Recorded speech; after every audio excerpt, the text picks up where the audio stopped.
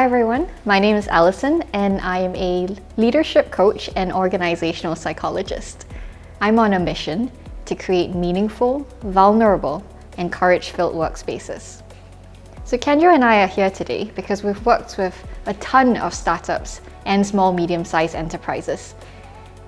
And many of them, when they've reached a certain size, they start to struggle with aligning individual and team goals together with their strategic objectives.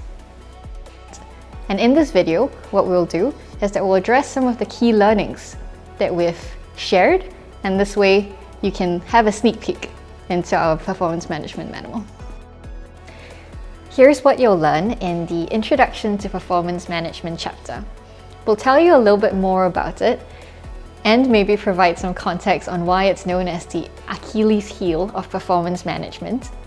And we'll also break down the difference between traditional performance appraisal and the performance management approach that we're looking at.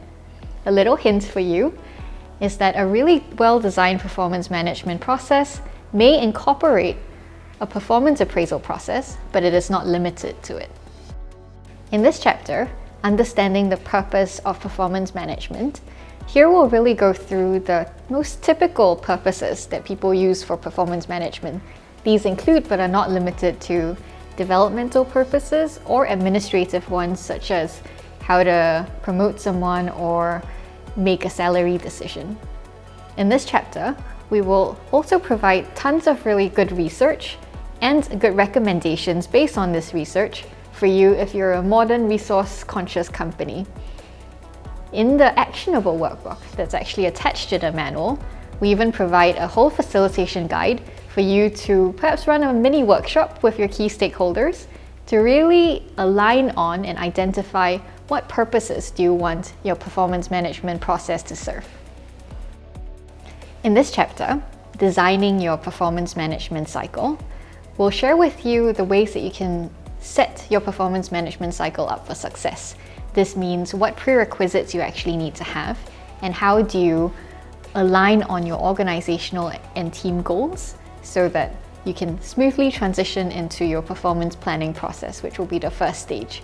We'll also do a deep dive into each stage of the performance management cycle.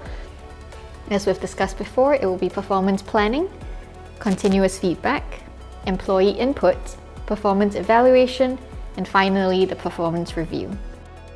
So a huge warm thank you from me and from Kendra for all of your time and attention with this video. We really hope that you would check out the manual.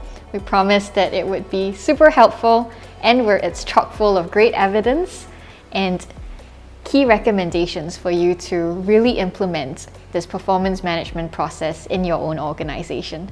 If you have any questions, feel free to reach out to any of us.